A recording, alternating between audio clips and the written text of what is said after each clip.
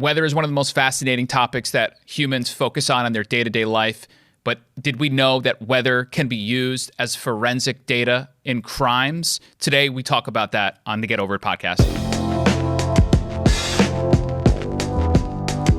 All right, everybody, welcome back to another episode of the Get Over It podcast. Happy New Year. Happy 2022. This will be our first episode in the new year. Thank you for joining us on another season or year of great content and great podcast episodes. Before we get into our guest today, just a reminder, you can find this podcast and subscribe if you're really enjoying it. It's the best way to get all of our new episodes on your favorite pod player, Apple Podcasts, Google Play, Google Podcasts, Spotify, etc.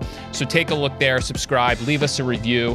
And if you're ever looking to figure out more about how we do it here at Overit, you can go to overit.com and learn more about us in the production studio that we have here. So today, our guest is Howard Altschule, and he is a certified consulting meteorologist, and he is also the founder and CEO of Forensic Weather Consultants. I'm really excited to have Howard on. I have, like I'm sure everyone out there has, I have a fascination with the weather. I think the modern day human has become very fascinated by the weather. I would imagine it's probably one of the most looked at, observed pieces of content information on your phone. You were constantly looking at the weather. I can only imagine what it was like before we had that available to us. So I'm happy we're going to pick his brain and we're going to learn about his career and his journey to where he is today. Howard, welcome to the Get Over It podcast. Hey, good morning. Thank you for having me on. It's great, especially the first one of the year. Glad to share the new year with you. So we have you on first, but when we're recording this, we have our, and we're in the Capital District up here outside of Albany, right outside in Albany, New York, and we have looks like our first taste of snow coming. So maybe apropos.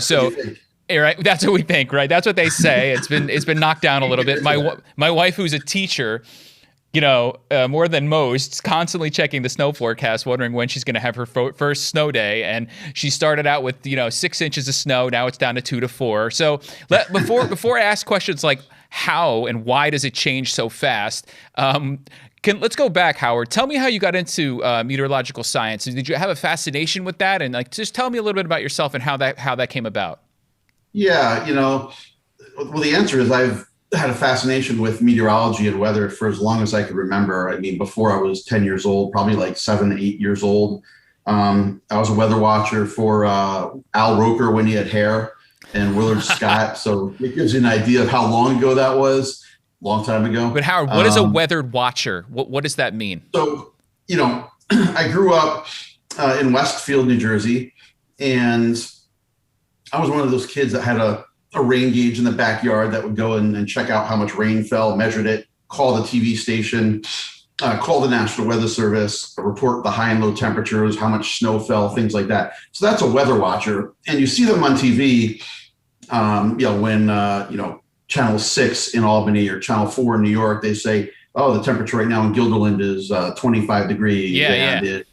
Scotia, it's 23 degrees. So that's a weather watcher. And, I was growing up in New York City metro area. I was a weather watcher for, meteorologists, like I said, Al Roker, a very, very good friend of mine, Nick Gregory, who, helped me start the weather club, the meteorology club in high school down in Jersey. Jeez. So I grew up in Rockland County, so I lived down in that area. So I got those, I know those guys and the people you're speaking of. So Nick. Yeah, Nick. Nick's one of my oldest friends. He's awesome. Great men's work. Shout out to him. So, okay, so you clearly were into like weather and that sort of science, right? Because that's that sounds like somebody that's really in there. So then how does that progress? You go to school, right? And then you start to go and study that. So tell me the progression of how one gets into where you are. Yeah. And even to back up further, my passion started by watching the snowstorms and lightning storms, thunderstorms outside my window as a little kid. Mm-hmm. And that's how it all began. So after that, I got admitted to, a bunch of universities, but one of the most prestigious ones was SUNY Albany, University of New York at Albany. And I got admitted on what they call the Talented Student Admissions Program. And it was just because I was so passionate about meteorology and so passionate about weather, moved up to Albany, got my, Bachelor of Science degree in meteorology. And, it involves lots and lots of math, physics 1, 2, and 3, calculus 1, 2, 3, and 4, which is differential equations, and then a lot of other meteorology classes. And the cool thing there was not only you had those really hard classes, which were hard. We don't have enough time to talk about all those, but I was able to get really good forecasting skills, and we had forecasting contests that I won sometimes, and we forecast all over the country. So that's where I got my education and background, and brought it to the next level, from the hobbyist to now degreed meteorologist. So I imagine what was going on then when you got out of school and started your career forecasting weather has changed significantly from then to now, right? I imagine it was a lot more, I don't want to use the word math, but it was probably a lot more actual modeling and really forecasting. I'm sure now they have computer modeling that does a lot of that for them. Tell me, I think one of the fascinations with the average day-to-day human about weather is how the hell do you predict and forecast weather? On a very general, if you could, in a very general way, is it just a common set of parameters that you're constantly analyzing and that's what you use to forecast, or is it much more complex than that? Can you give us a little bit of when you sit down, or you did sit down to forecast, what are you looking at? So I just made a forecast this morning, for instance, and I'll run you through that. I look at what's going on around the country, what the radar is showing, where precipitation's falling, what's the cloud condition like, and then we have computer models, and we have a lot more computer models than we did, way back when in college, where we only had maybe like 2 or 3. Now we have, dozens of different computer models and ensembles. So, for instance, there's a forecast in the near future of a snowstorm coming up the coast. And one computer model brings it up to Albany with snow of maybe like 2 to 3, 4 inches. And the other models overwhelmingly have maybe a coating, but most likely nothing. And it keeps the snow down to the south. So what I do is I look at the consistency of the model runs, that run 4 times a day. And I try and see which ones have verified the best over the past, recent history, or especially, over the past 24, 48, 72 hours. And typically, when you have some of the more reliable models and you have a clustering of scenarios and outcomes of the models, they tend to be more believable. So this one computer model that brings the snow up to Albany and gives us like 3 to 4 inches, that also forecasted the snow to reach New York City and New Jersey a few days ago, and it never got that far. Okay. So for instance, my observations were that, it has a northward bias. Okay. So that storm is probably going to be further south than the model thinks, and that's the outlier. So, for instance, in Albany, that model says we're going to have 4 inches. I'd be surprised if we get a coating, maybe even nothing.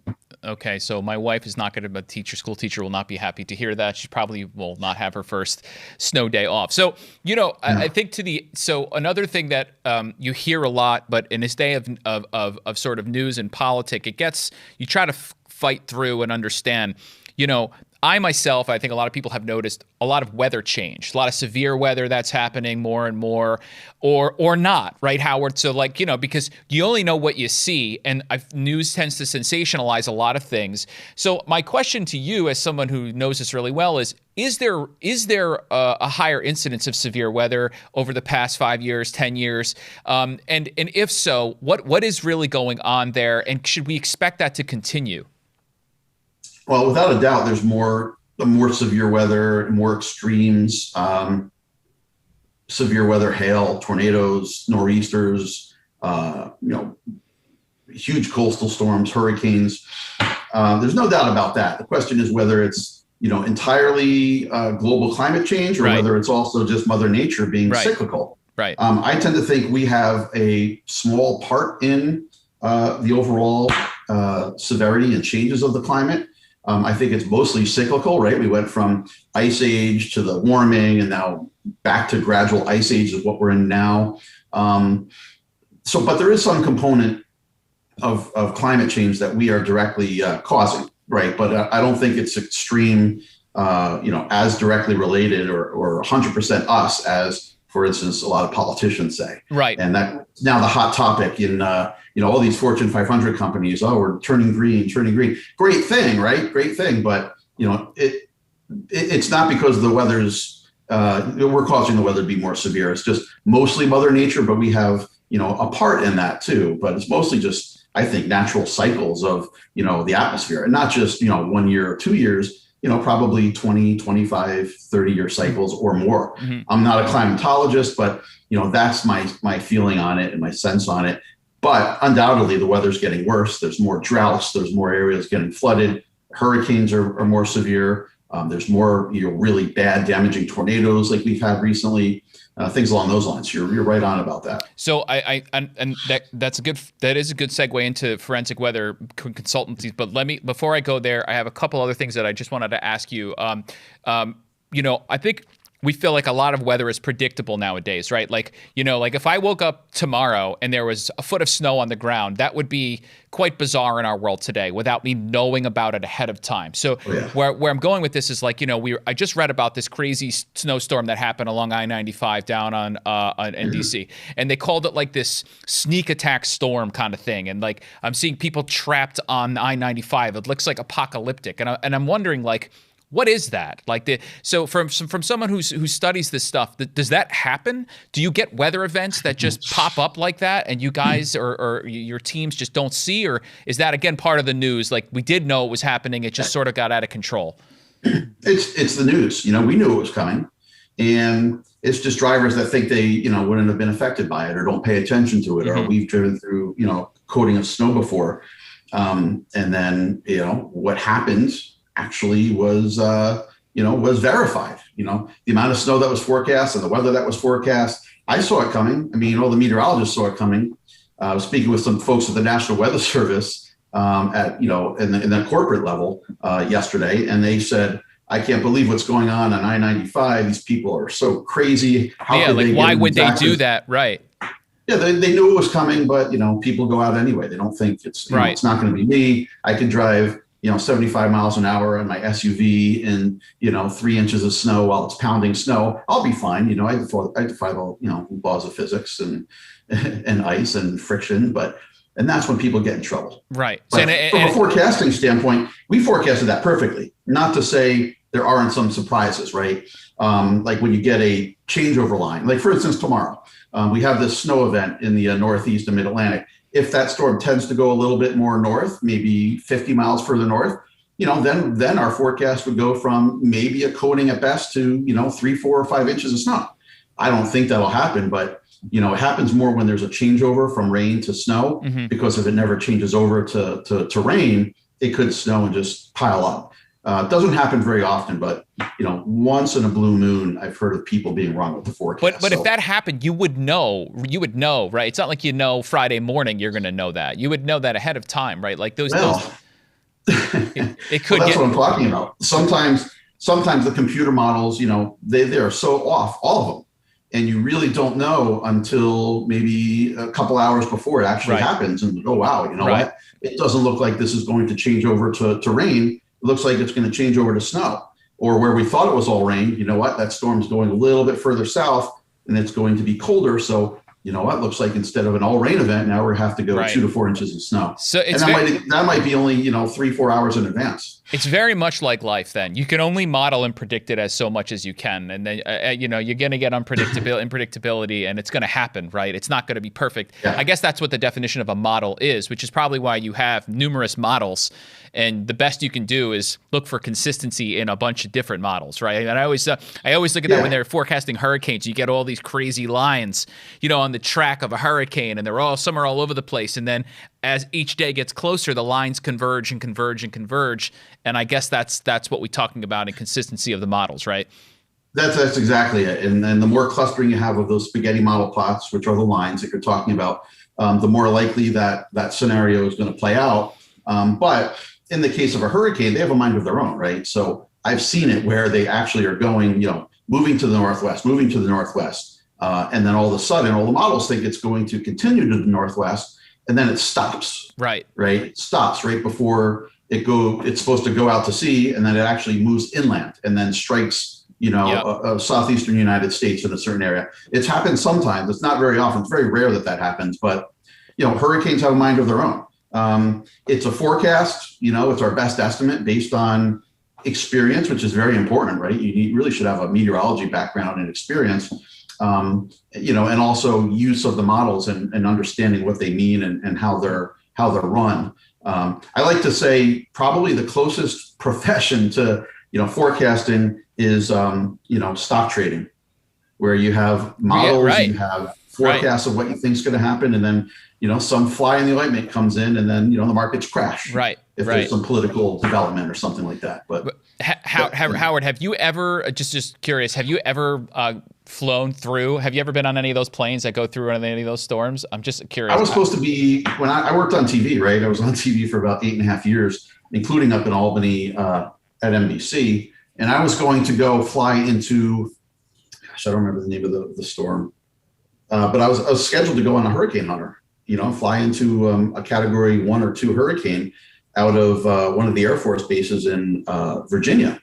And it was, we were all set. I remember the guy's name who was, going to clear me with security and everything. The day before, though, the flights got canceled, and they switched them out of, from Virginia to Biloxi, Mississippi, where the hurricane hunters are based. So I was out of luck. And I'm not a very good flyer in turbulence and thunderstorms because I know too much about weather. Right, I know. And I know that pilots aren't meteorologists, and they don't know. They look right, and you're looking out the window like, ooh, that's not looking good. No, it's like, why would you? Oh my God! I always wondered what that would feel like. What does that feel like to these people? In those storms, some of the big hurricanes are like flying into those Category 3, 4 hurricanes. Like, what does that feel like? It's got to be. It's crazy.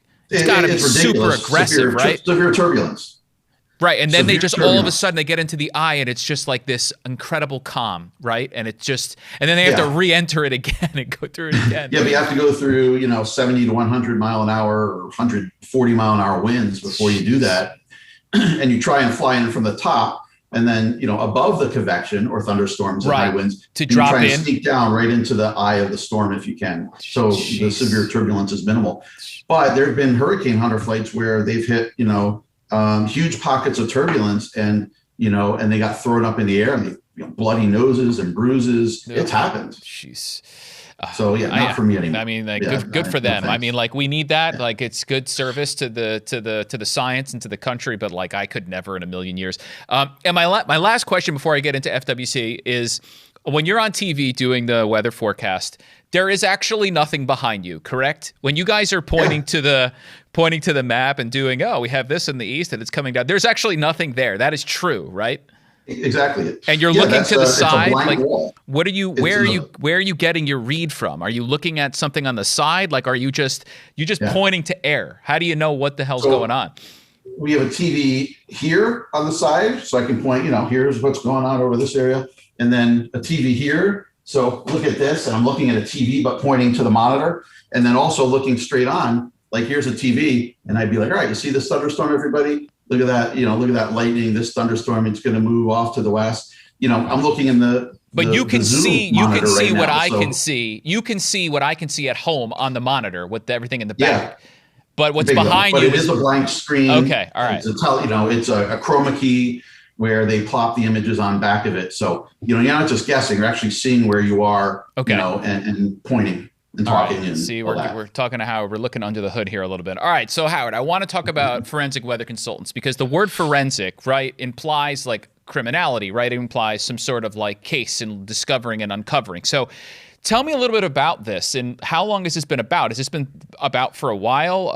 And to then I want you to talk to me about what you get retained for. What are you guys looking for and what you're doing? It's very fascinating. I started the company Forensic Weather Consultants a little over 22 years ago. And it was while I was working at TV, on TV. I knew that I didn't want to do TV for the rest of my life. Just after September 11th, things got, very different. So I was like, we need a different type of career path for me, and still in meteorology. Excuse me. So I started Forensic Weather Consultants, opened up the yellow pages. I think my first client was, Martin Harding and Mazzotti and another company down in Poughkeepsie, working on one slip and fall and snow and ice case every 3 months. And from there, it just got busier and busier and busier. So I started, back in 1999 with forensics, and we've done, all kinds of cases, worked on about 7,000 cases so far to date. testified in court 97 times or 98 times in different courts, including the U.S. Air Force court-martial court on an Air Force base. And then we've had a lot of other depositions besides that. But the types of cases, run the gamut. I mean, there's so many different types of cases. It'll blow you away if you knew about them. So you're trying to help ascertain or provide information and data around a weather event or some sort of weather-related event to some sort of, whether it's like you said, an injury or some sort of crime. Is it a crime? I don't know if you want to call it a crime. Yeah. And you're not necessarily trying to say it was causal, but you're just trying to provide some evidence and data and context around the event that happened. Is that right? As it relates to the weather. We don't really testify as to causation of damage or causation of an accident, because that's really by training beyond our scope of expertise as a meteorologist. I can't tell you, whether I have a personal belief or opinion or not. I can't tell you professionally whether, baseball-sized hail would, cause damage to an asphalt shingle roof, if it was hit by hail. I have my own personal opinions and experience, but professionally, I can't say that, and I won't say that. And probably the judge wouldn't allow me to say that because I don't have the training or experience. But you could say that there was, in fact, baseball covered hail that did come, and that there's just okay, and that's really what you're providing. And so one of my examples is, we had a hailstorm in Guilderland, New York, right outside of Albany, and every house in my neighborhood, including ours, got a big check covering. We had baseball-sized hail, 2.25 inch. All of the houses around here got a check to pay for the roof and some siding because they were, quite damaged from the hail. There's one insurance company from one of my neighbors, only a couple of houses down. They denied the claim and said there was no hail at all, and that it was just wear and tear, and it was an old roof. So, having already been in the forensic field and writing reports, I told her I'd write a report, and attest to that there was this severe weather. And we wrote this report, showed the radar images, the methodology. I attached the photos that I was actually storm chasing that day for that storm. And, within a week, they paid the full amount. They went from zero to $25,000 after they got my report. Jeez. But sometimes people get the weather wrong, or they don't want to, they don't want to pay a claim for a specific reason. Maybe it's a $2 million claim, and there are some insurance companies that don't want to pay it, just because it's $2 million. So, a lot of times people have to fight it. On the flip side, there's a lot of fraud out there with hail claims and slip and falls on snow and ice. Right. So you could be retained either way, I guess. Right. Yeah. Right. To you, it doesn't necessarily matter. Right. It's all about just providing facts about the weather event as it is. Right. Absolutely. Yeah, we get called by both sides of the same case, probably once a month, and we work all over the country and all over the world. But we were in Florida, there's hail cases where, there was a big hailstorm a year ago that went through Orlando, and it dropped, golf ball sized hail. And what happens is you get these professional companies that they go and they sign up, houses, and they say, all right, well, you had hail, we can get you a new roof. Let us work for you and sign the negotiations over to us. And then they do all those houses that were hit by the hail, but then they're like, all right, we're done. We have to expand out. Let's keep it going. And eventually they go to areas where, for instance, the thunderstorm never even went over, right? And they say you got golf ball sized hail. So the insurance carrier's like, wait a minute, there's no damage. There's no evidence of hail here. They hire us to prove it and show that there's no hail. And then they'll, deny the claim based on that. So that just gives you an idea where, some people, there's some people that don't pay claims when they should.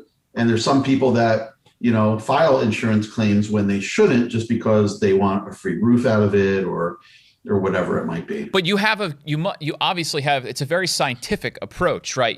Oh, yeah. So for example, let's say, in that example with hail, you might not have been there yourself or had cameras there to document the hail, but you can go back to the the weather reports and find with fairly, I imagine, good accuracy as to where that was falling, right? That's clearly an objective piece of data that you could present. And I guess an objectivity in data is something that's hard to argue against because it's not subjective, it's not opinion, it's real information. So that really helps in a case to have that sort of data, right? So is that your approach? It's like any other investigation. You go back and you look at the data that's available and you guys run through and see what's there? Yeah, and we have a ton of data that's available. One of the most important things in hail cases, for instance, are Doppler radar images. And we have the archived Doppler radar images available, and we plot, each house or each incident location right on the radar image themselves. Those radar images are taken every 1 to 5 minutes on average. There's a lot of different products that we can look at from Doppler radar, things like base reflectivity, differential reflectivity, correlation coefficient, stuff you've never heard of. But it tells us if the radar is seeing hail in the atmosphere or if it's just rain. And then we also use a lot of cross sections, 3-dimensional volume scans, surface reports of hail or storm reports, and really we take all the pieces of evidence, all the pieces of the puzzle, and put it together to see what occurred or what we think occurred within a reasonable degree of meteorological certainty. Now that's not only applicable to hailstorms or tornadoes or wind damage or slip and falls, but we've also done murder trials and double homicide trials where the weather was a factor. Yeah. I mean, is there any example you could give, like not in specifying the case, but like how does weather play into something like that? There were some drug deal cases, for instance, where lighting was an issue, where there was, a police officer allegedly saw, a drug mule, for instance, that was smuggling. They identified him because of the moonlight, for instance, but the moon wasn't out that day, right? It was cloudy. Oh, I see.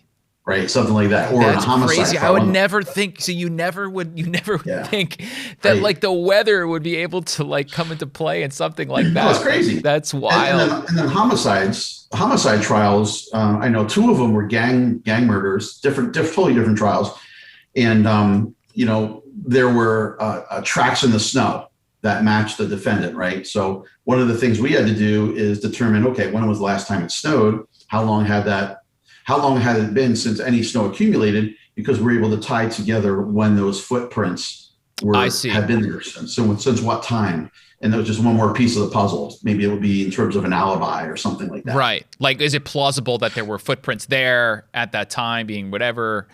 I see. Yeah. Again, just providing more context and color to the investigation. Oh yeah. I've had disturbing ones, where there was physical assaults and they'd say, oh, we want to know if there was, thunder in the area, or loud thunder that could be mistaken for other noises. It was disgusting stuff like that. And we got called for that type of case, and luckily we didn't get retained on it. Right, they didn't want to go that route, but just right, and you have to hear that. Hey, that just skeeved me out. I mean, I'm not saying the guy's guilty or innocent, but it's just to have just having that kind of defense. The fact that you have to sort of that's like wow. So like forensic, it really is like forensic, because people think of forensics, they think of like crime scene, but like it is very related. Yeah, it's very related. Yeah, exactly. You just piqued my curiosity with a question that I've always tried to I get weird answers to when you look it up. Hail. What is hail? Like what is it actually? And how can we? It's ice formations, but like what was it like? When is the proper condition for hail to form, and why don't we see it often? In thunderstorms, and really you need to have a lot of instability in the thunderstorms. You need to have enough of an updraft where the parcel rises, the ice crystal, and as it rises, all right. So as it rises, there's moisture in the atmosphere, raindrops, other pieces of hail. Yep. So as a hailstone, maybe very, very small, maybe the size of a pin or something, as it starts to turn into rain, it freezes as it goes higher up in the atmosphere where the temperature is below freezing. And the further up it goes, the more water it accumulates, or the more coalescence there is crashing into other hailstorms or hailstones. So the hail gets bigger. Eventually, it starts to fall down to the ground. Now, if the thunderstorm's strong enough, there would be what we call an updraft. So it's like updraft is wind coming into a thunderstorm, building it up. And as that hail fell, if the updraft was strong enough, it would pick the hail back up, maybe at 4,000, 5,000, 6,000 feet, and then bring it back up into the atmosphere where it had more water to accumulate on it. And so it's like a snowball. It's like a snowball getting bigger and bigger. Exactly. And bigger. And eventually at some point when the updraft, the winds bringing it back up, are not strong enough to support the hail, the weight of the hail, it'll fall to the ground and eventually reach the ground and crash to the ground. So really the intensity of an updraft and the severity of a thunderstorm can be, proportional to how severe or how large hail is. That's why supercell thunderstorms, usually produce tremendous sized hail, very large hail. But if you get a little thunderstorm, a pop-up one in Florida, that is gone in 15 minutes, there's not enough energy and enough draft to pull it. I see. But that is predictable in a sense, right? You can tell the severity and the strength and power of said storm. That's how you could predict the hail. This could have hail associated with this storm, right? Yeah. And even a day or two in advance, we would know whether it looked like thunderstorms would be severe or non-severe, right? Is there going to be a tornado outbreak in 2 days from now? Is there going to be a very large hail event coming? We can see that a couple of days in advance usually. But as you get down to, hours before the storm or an hour before it actually hits a location, we would then use like short-term models over the next, 12 hours, but also Doppler radar, where we would track each storm, look at it on those various products on Doppler radar and see whether we see hail in there, how big it is, and then, issue warnings accordingly, issue severe thunderstorm warnings or tornado warnings, letting people know over the next hour and a half, here's what's coming. Here's what's coming. Well, I know we could talk about, I can ask you questions for days on this, but we have a limited amount of time, and I want to talk to you about the non-for-profit that you're also involved in, Harkey's Heroes for Kids. Tell me a little bit about that, Howard. Where did that come from, and what is it? And just give us a little background on that. I'm curious to learn more about that. Yeah, my father, was my mentor, my role model growing up. Had a great relationship with my family. He had kidney disease and passed away when I was 28 years old in the year 2000. He was 61, and I was in the hospital with him when he had his kidney transplant. I was there when he had kidney failure a couple times, or the threat of rejection and things. So I was very, very involved and tuned into kidney disease. Mm-hmm. So he passed away in 2020. I'm sorry, not 2020, in 2000, the year 2000. So we started it 20 years after his passing. Okay. So he passed in 2000, right? About 21 years ago, almost 22. So in the year 2000, to mark his 20th anniversary, now that I'm getting the dates right, I decided to start this nonprofit called Harkey's Heroes for Kids, because my father was a clown on the side. He was in New York City. He had a job in New York City as a headhunter for risk managers. But on the side, as a gag, his brother and sister bought him a ticket or a subscription to clown school as a joke for his 40th birthday. So he went to it and he just loved it. I mean, he loved it. So, at the end of it, he said, I love making kids happy, he says. So he started doing clown birthday parties as a clown and magician, and then as Santa Claus and stuff. And that was his side gig. His name was Harkey the Clown. And, in honor of him, on his 20th anniversary, I just wanted to do something. We've been big supporters of the National Kidney Foundation, but now I wanted to do something more and help kids, because that's what his passion was. He wanted to make kids happy. And sadly, there's so many kids, especially now with COVID, there was kids that didn't have meals. There still are. They don't have food. They rely on the schools. There's homeless people. There's a couple kids in Guilderland that are homeless. And I mean, it's heartbreaking. You think of just Guilderland, there's people that are homeless and struggling. That's just not right. And you can only imagine what it's like in other cities like Schenectady or Albany, where there's more population, right. Things like that. So, we came together and formed Harkey's Heroes for Kids, which is meant to provide financial support for food, for whatever, anything involving kids to make their lives easier, get them home, get them, presents during the holidays. If their house burns down, if they're sick, maybe contribute to a fundraiser. It's still in its very, very infant phases.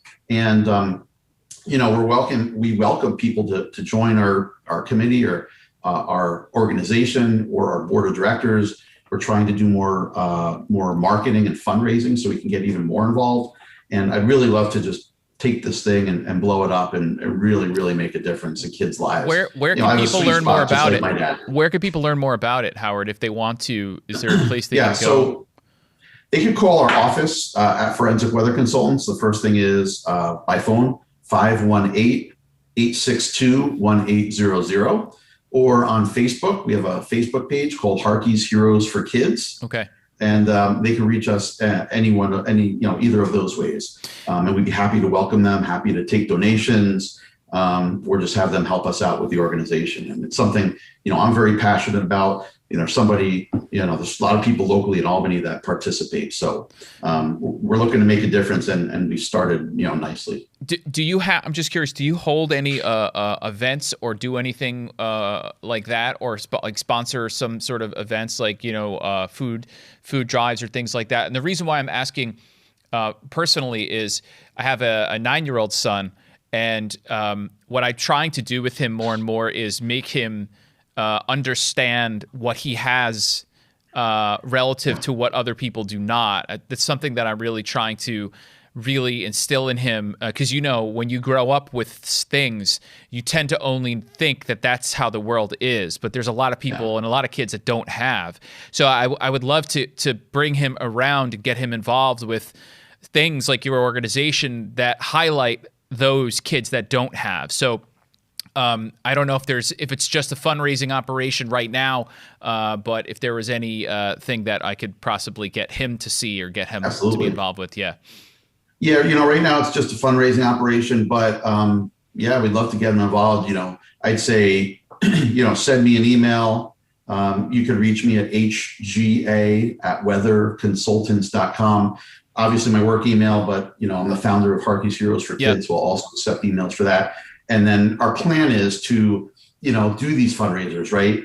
Do food drives, do different things, not just, get checks and raise money that way, but, get the community involved. Get on the ground and do things. Yeah. Yeah, absolutely. So we would welcome all of that. And people could reach me that way, and I'll let them know when we have those events. Okay. And then before we sign off here, do you still do weather predictions like personally and put them out somewhere? Are you on social? Because I know people like to follow or check it out. Like, do you still do that, or are you just in your professional? Oh, you do. Okay.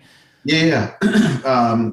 So on Facebook, I have Forensic Weather Consultants, which is my company. We do forensics, but we also provide forecasts, and we're told by a lot of people that we're, more accurate than any of the TV people, and which is, what they say. And I take that as a compliment, but we do forecasts for just the public. When there's something big going on, we'll give them our thoughts, whether it's a severe weather event or a snow event or something like that. And we just like to tell it the way it is. There's no media hype. Right. Yep. Yeah. No media hype or anything like that. So we just like to tell it the way it is. This is what we think is going to happen, but this could happen if things change. We'll keep you up to date. People love that. They love the transparency. And we also have corporate clients that we forecast for, large, top 50 corporation in the world that we do hurricane forecasting for each year. So we forecast what areas of the United States, the West Coast, Hawaii, would be affected by hurricane winds or storm surge. And we give them forecasts so they can prepare their assets and their resources should there be power outages or flooding. All right, and so this is at the Forensic Weather Consultants Facebook page. Is that where they can find that? Yeah, the forecast, the just forecast, that kind of stuff. They can go there. Yeah, Forensic Weather Consultants. They can just search that on Facebook, and they'll find it. We have about 16,000 followers or something like that. Okay, all right. Yeah. This was a lot of fun, Howard. I learned some things. I'm sure the listeners do, and also to learn about the cause that. For kids is, of course, an excellent thing. And I love to see that, you trying to carry that on, something that means a lot to you in your life, trying to really continue that. So I urge anyone that has a shared passion with children and things like that to look into that and give you a call or an email to see how they can help out. Thanks so much for coming on the show, and I hope that for my wife's sake, we'll have a 6-inch storm on Friday and not just a dusting of snow. But thanks, Howard. I really, really appreciate it, man.